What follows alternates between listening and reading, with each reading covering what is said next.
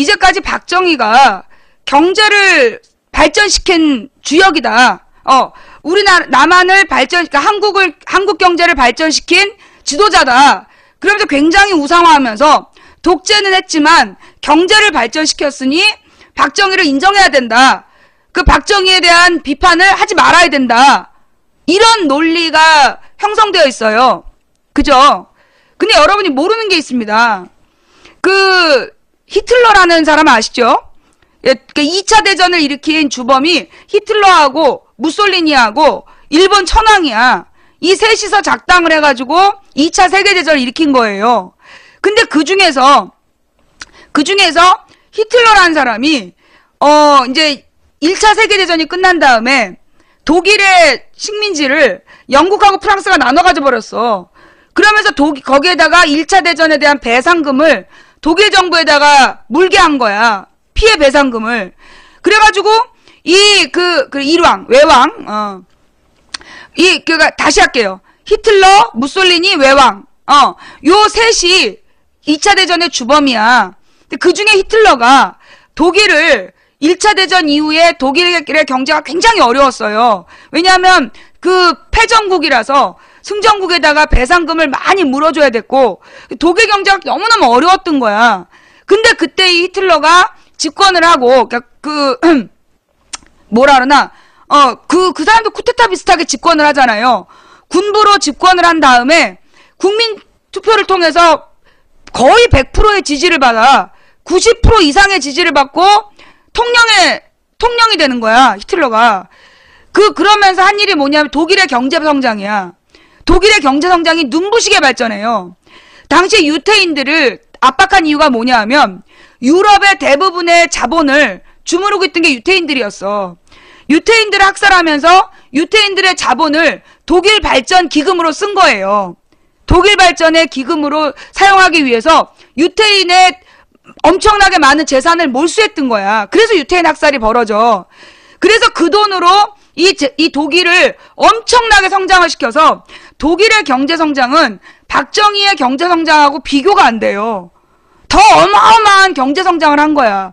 그래서 1차 대전으로 쫄딱 망했던 나라가 2차 대전을 다시 일으킬 만큼의 경제적 성장을 하게 된 거야. 그 비율로 따지면 박정희 시대의 경제 성장하고 비교할 수 없는 만큼의 경제 성장을 했어. 그런데 아무도 히틀러가 경제 성장 시켰다는 얘기 안 하잖아요. 독일 국민이 아무도 히틀러가 경제 성장 시켰다는 얘기를 안 하잖아. 그게 왜냐하면 경제를 성장시켰다라는 것이 독재 정치를 했다는 것에 면죄부가 될 수 없다. 뭔 말인지 알아요? 아까 그 청년도 몰랐던 내용이야. 히틀러가 독일의 경제 성장을 주도했다는 걸 모르더라고. 그러니까 독일의 경제 성장은 히틀러가 유태인 재산을 몰수해서 그 돈으로 독일의 산업화 기금으로 쓴 거야.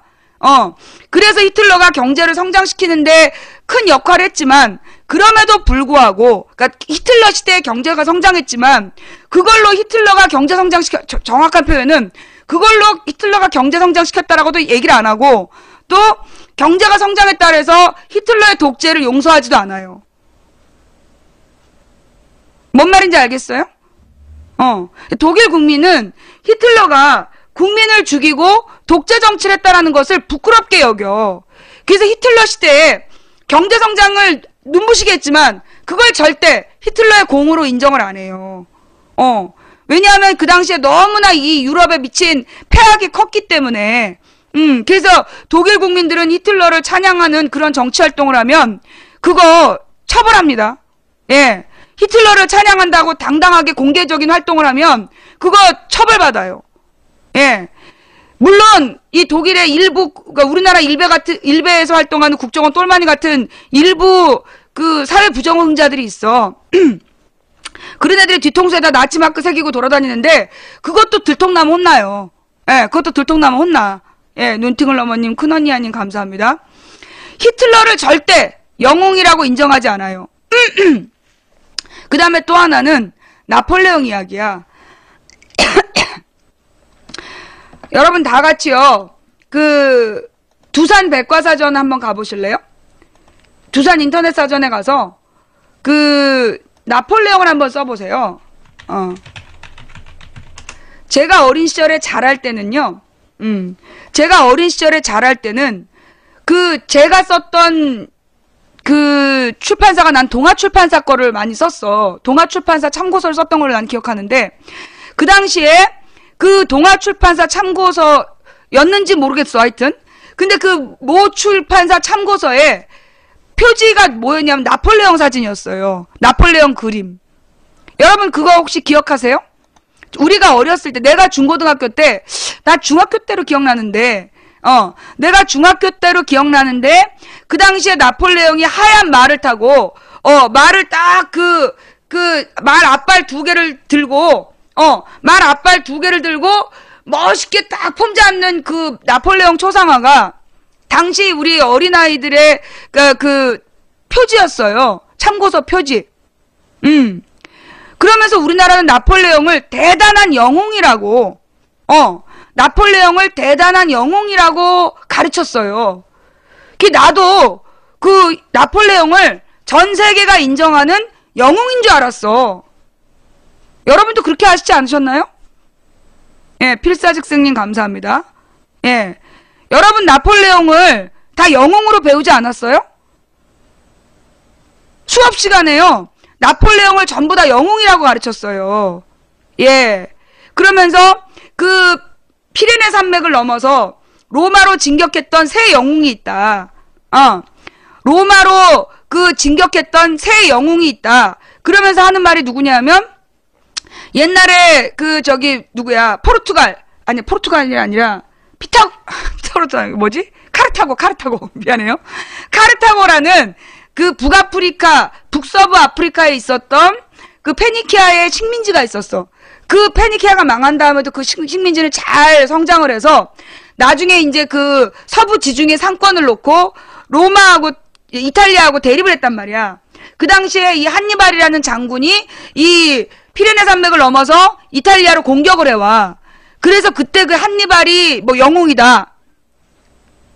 알죠? 한니발이 영웅이고 그 다음에 나폴레옹이 그 이탈리아 그 피레네 산맥을 넘어서 알프스 산맥을 넘었다. 그러면서 영웅이라고 얘기를 하고 그렇게 우리가 그렇게 배웠잖아. 그지? 그랬는데 다른 나라는 어땠을까요? 그러면 전 세계에서 나폴레옹을 영웅으로 인정할까요? 자, 우리 지금부터 나폴레옹이 누군지 한번 연구해 보도록 합시다. 아니 이게 말이에요. 사실은 나도 이 나폴레옹을 바로 이 사진이죠. 예, 바로 이 사진. 우리가 참고서에서 보고 자랐던 바로 이 사진. 그래서 막 나폴레옹이 엄청난 인물로 우리는 알고 있었던 거야. 예, 그래서 보나파르티즘, 예, 이런 거 우리 어린 시절에 공부했던 기억나세요? 이 그림이 요 비슷한 그림이 이제 참고서 표지로 나오고, 예, 그러면서 이제 이 나폴레옹이 대단히 영웅인 걸로 우리는 알았던 거야. 왜냐하면 그때 우리가 박정희 전두환 시대에 학교를 다니면서 이런 군부 독재자를 영웅으로 교육받았던 거예요. 예. 자, 그러면 박정희가 세계 5대 혁명 중에 한 사람으로 꼽힌다. 우리 엘드바지는 그 근거 좀 갖고 와봐. 누가 그렇게 얘기하는지. 예. 나폴레옹 1세에 대한 이 두산 백과사전의 요약이에요.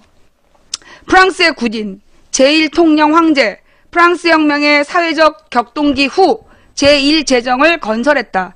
제1통령으로 국정을 정비하고 법전을 편찬하는 등 개혁 정치를 실시했으며 유럽의 여러 나라를 침략하며 세력을 팽창했다. 그러나 러시아 원정 실패로 엘바 섬에, 워털루 패배로 그 세인트 헬레나 섬에 유배되었다. 이게 나폴레옹에 대한 세계사적 평가예요. 예. 우리나라는 이 나폴레옹에 대해서 너무나 지나치게 미화된 내용을 공부했던 거야. 이게 그냥 딱 뭘로 한, 그냥 빼도 박도 안, 그러니까 뭐 더하지도 빼지도 않은 나폴레옹에 대한 평가예요. 근데 우리는 이제까지 나폴레옹을 그 우상으로 섬기고 있었던 거야. 자, 볼까요? 지중해 코르시카 섬, 이 얘기를 또 하는 이유가 뭐냐면, 나폴레옹이 프랑스 혁명을 주도했다. 오늘 아침에 어떤 박정희 지지자가 와가지고, 나폴레옹이 프랑스 혁명을 주도한 사람이다. 그렇게 주장을 하더라고요. 그러면서 시민군의 지지를 받았던 프랑스 대혁명의 주도자였다. 요즘에 그렇게 누가 떠들고 다녀요? 뛰고 싶어님 감사합니다. 네. 요즘에 그렇게 떠들고 다니는 사람들이 있어요? 나 그 얘기를 오늘 처음 들었어. 그래서 내가 오늘은 나폴레옹 공부를 하는 거야. 오늘 여러분들에게 이 나폴레옹 이야기를 해드리는 이유가 그 친구 때문이에요. 여러분 정확히 하나만 외우세요. 나폴레옹이, 그러니까 프랑스 혁명이 일어난 건 1789년이에요. 예. 프랑스 혁명이 일어난 건 1789년이고, 나폴레옹이 쿠데타를 일으킨 건 한 번이 92년인가 한 번 일으키고, 두 번째 쿠데타가 99년이야. 1799년에 두 번째 쿠데타를 일으키는 거야. 그래서, 이 나폴레옹은 실제로는, 프랑스 혁명을 일으킨 사람이 아니야. 오케이? 예. 그거를 분명히 알고 넘어가야 돼요. 자, 우리 나폴레옹에 대한 이야기 계속 한번 가봅시다. 지중해 코르시카 섬 아작시오에서 출생했다. 카를로 보나파르테와 레티치아 라몰리노 사이에서 태어났는데 그의 이름인 나폴레옹 보나파르트는 부모가 지어준 나폴레온의 보나파르테라는 본명을 이후에 프랑스식으로 바꾼 것이다. 프랑스 혁명의 사회적 격동기 후 안정에 편승하여 제1제정을 건설하였다. 뭐요?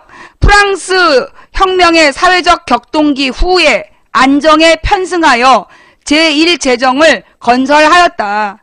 프랑스 혁명 주도한 사람 아닙니다. 군사 정치적 천재로서 세계사상 알렉산드로스 대왕 카이사르와 비견된다. 아버지가 지도자 파울리를 따라 프랑스에 대한 코르시카 독립운동에 가담하나 싸움에 진 뒤에는 도리어 프랑스 총독에게 접근하여 귀족의 대우를 받았다. 뭐요? 아버지가 지도자 파울리를 따라 프랑스에 대한 코르시카 독립운동에 가담하나 싸움에 진 뒤에 여러분 여기서부터 뭔가 누가 떠오르지 않아요? 원래는 이 코르시카가 이탈리아 앞에 있는 섬이야. 이탈리아 앞에 있는 섬인데 그 독립운동에 이 나폴레옹 아버지가 가담했었어. 그러다가 그 싸움에서 자기 고향의 독립운동에서 지니까 나폴레옹 아버지가 그 프랑스의 총독에게 접근해서 귀족의 대우를 받은 거예요. 그러니까 일종의 민족 배신자죠. 1779년 아버지를 따라 프랑스에 건너가 10세 때 브리엔 유년학교에 입학하여 5년간 기숙사 생활하였다.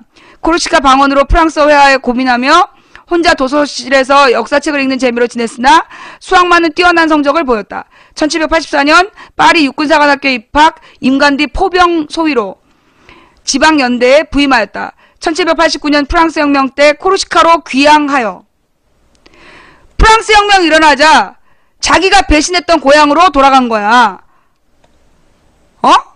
어떤 느낌이 누구랑 인생이 좀 비슷하죠?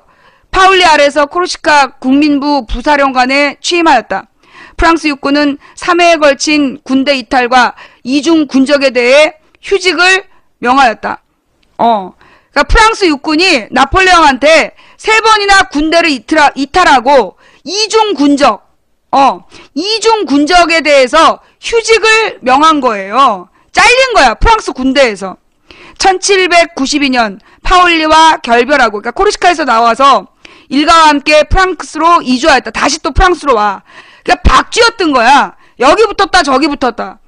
1793년에 가을 툴롱항구 왕당파 반란을 토벌하는 여단 부관으로 복귀하여 최초의 무훈을 세웠다. 그러니까 왕당파 반란이라는 게 뭐냐면 소위 요즘에 이야기하는 좌파 우파 얘기하잖아. 이때 이 왕당파가 우파였어요. 프랑스 우파. 프랑스 우파의 반란을 토벌하는 그 전쟁에 그 반란 진압에서 최초로 전쟁에 공을 세운 거야. 그리고 나서 그 로베스피에르라는 이 프랑스의 극좌파인 로베스피에르의 아우와 지우 아는 사이가 된 거예요. 그리고 난 다음에 이탈리아 국경군의 지휘를 맡게 되는 거지. 그러니까 이번에는 그 극좌파. 자, 첫 번째는 코르시카 민족운동을 배신했던 민족의 배신자였어. 그러다가 이번엔 로베스피에르라는 프랑스의 극좌. 그러니까 이 프랑스 혁명운동이 로베스피에르 때문에 왜곡이 돼. 너무 지나친 독재 정치를 해갖고 좌파 독재를 해가지고 프랑스 혁명이 굉장히 혼돈을 겪게 되거든요. 근데 이제 이 프랑스 극좌파한테 붙는 거야. 붙어가지고 그것도 이제 그 동생을 통해 이제 접근을 한 거지. 접근을 해서 이제 이탈리아 국경군의 지휘를 맡는 거예요. 누구의 삶하고 막 겹쳐서 떠오르지 않아? 일본군 장교가 됐다가, 이 남조선 노동당 당원이 됐던 누구가 막 떠오르지 않아요? 그 다음에 이제 테르미도르의 반동 쿠데타로 로베스피에르파로 몰려 체포되어 다시 무슨 얘기냐면, 그때 이제 테르미도르라는 놈이 반동 쿠데타를 일으켜.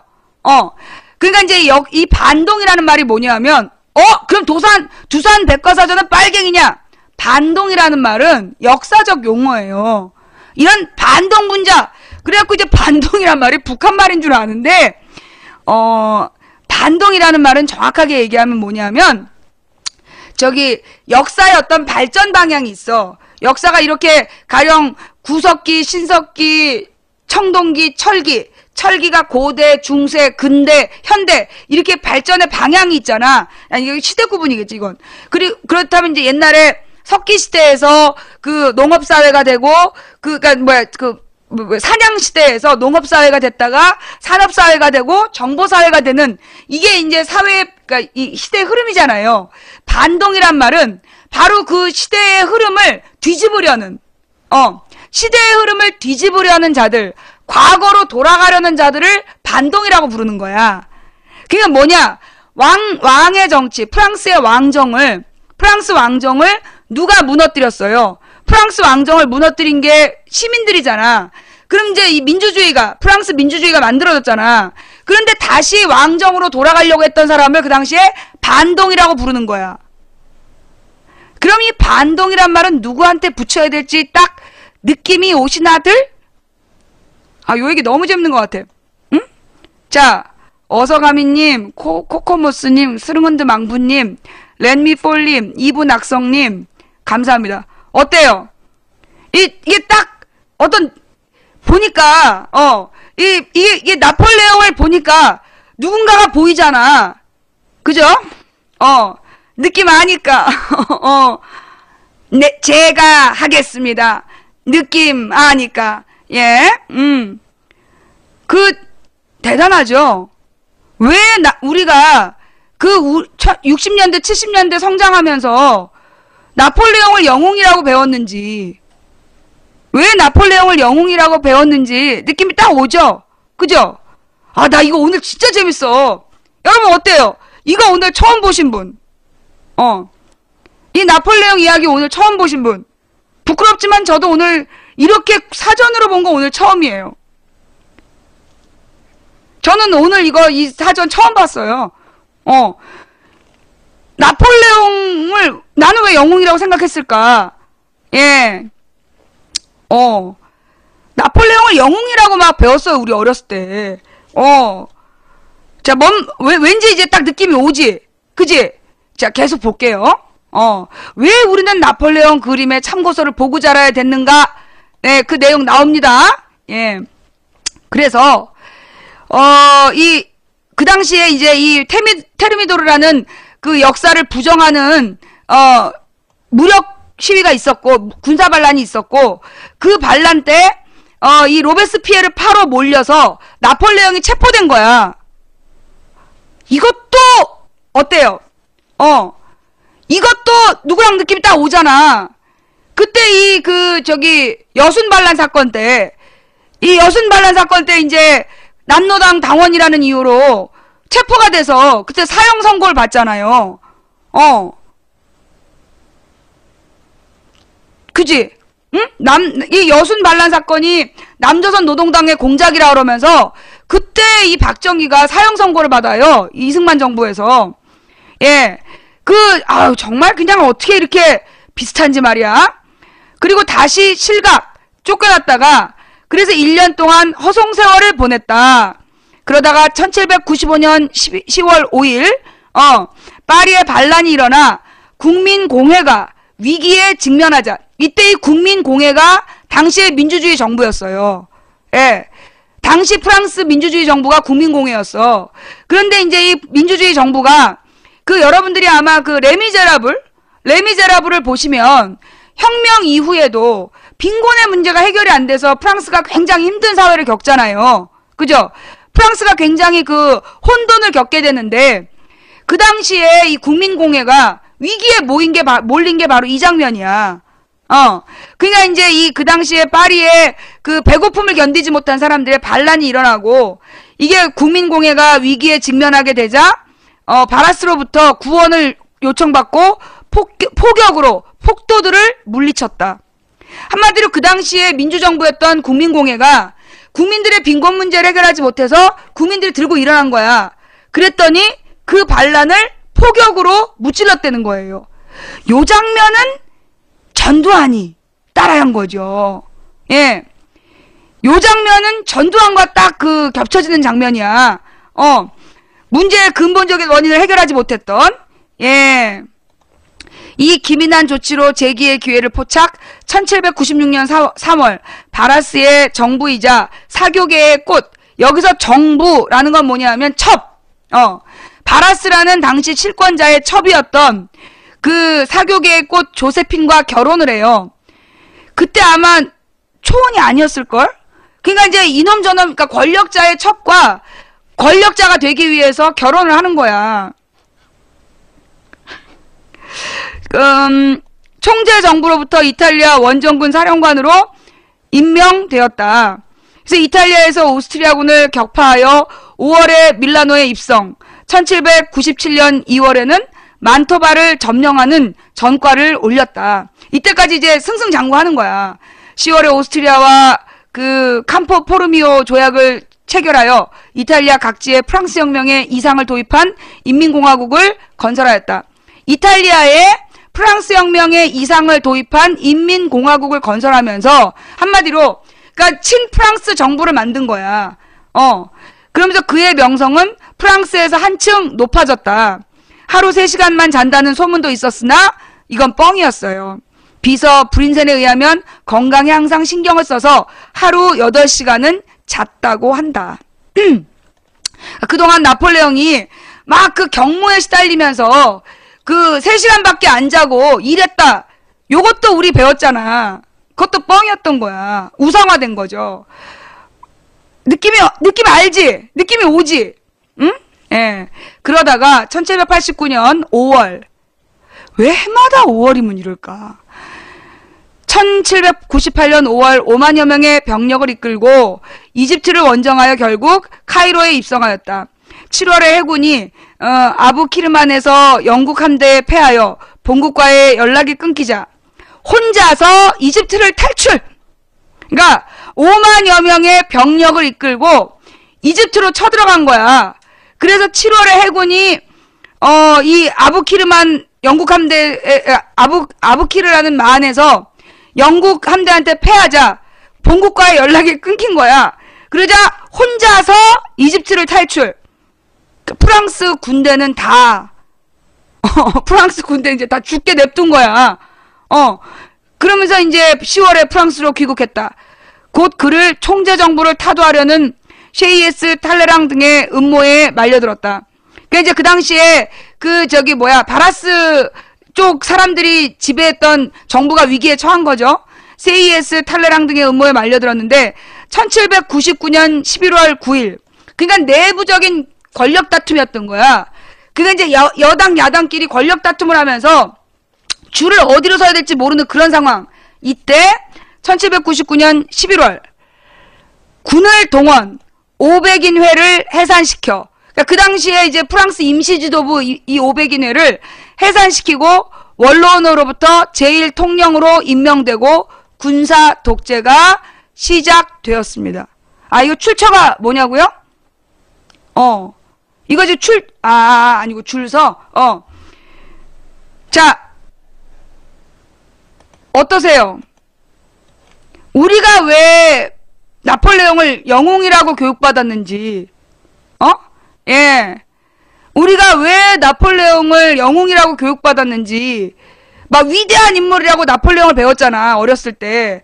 그러면서 이 나폴레옹이처럼 원대한 꿈을 가져라. 그런 얘기를 우리가 많이 듣고 자랐어요. 우리 어렸을 때, 60, 70년대에. 그 이유가 뭔지 느낌이 오죠? 군부 쿠데타를 일으켰던, 이게 나폴레옹이 역사상 뭐라 그러나, 쿠데타라는 개념에 처음 적용된 사람이야. 스릉은드 망부님 감사합니다. 이 쿠데타라는 말이 쿠트의 땅가 이렇게 읽어서 그게 프랑스어예요. 프랑스어로 그러니까 세계 역사의 용어야.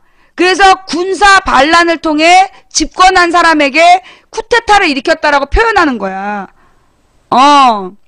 예. 아, 일단 키가 작아서였다. 아, 그것도 비슷하네요. 네. 자, 그래서 이게 군부를 동원해서 1799년에 쿠데타를 일으켜서 군사 독재를 시작한 거야. 그는 평생 코르시카인의 거칠음, 솔직함을 잃지 않아 농민 출신 사병들로부터 신뢰를 받고 있었으나, 요 부분을 갖다가 살짝 왜곡해서, 이 농민군의 적극적 지지를 받았다. 그러면서 프랑스 혁명을 주도했다라고까지 왜곡을 해갔던 거야. 역사적 영웅으로 보면 인간성을 무시하고 도덕성이 결여된 행동의 주인공이었다. 뭐요? 그 인간성을 무시하고 도덕성이 결여된 행동의 주인공이었다. 광대한 구상력, 끊임없는 현실 파악의 지적 능력, 요 부분은 다른 말로 박쥐처럼 살았단 얘기죠. 끊임없이 줄을 댔던. 그 다음에 감상성 없는 행동력은 마치 마력적이라고 할 정도였다. 이처럼 사상 유례 없는 개성이 혁명 후에 안정을 지향하는 과도기의 사회 상황에서 보나파르티즘이라는 나폴레옹의 정치 방식이 확립되었다.